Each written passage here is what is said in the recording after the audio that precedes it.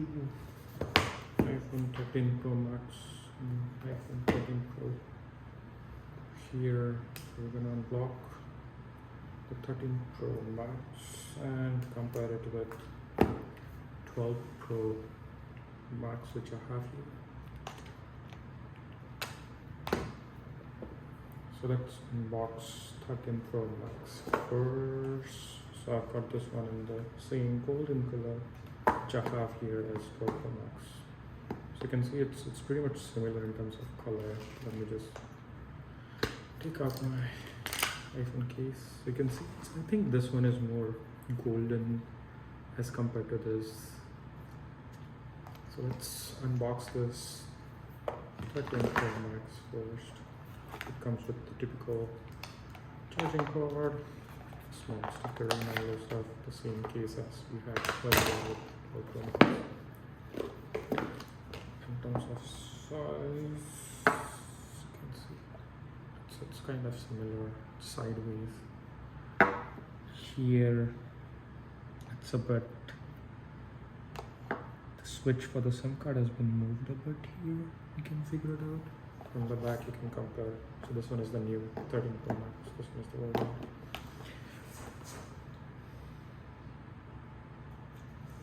And if you see the buttons this way, it's same on the right hand side rather than the left hand side.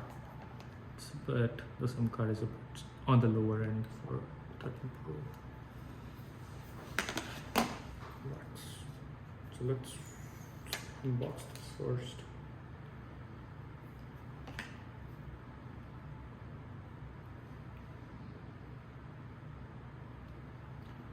And check whether it fits into 12 Pro Max case like this. So if you see it fits here at the camera, I don't know if you can see this in the video, but in the camera here it doesn't fit properly, so it's the camera. I would say notch is a bit large compared to the older version of Pro Max.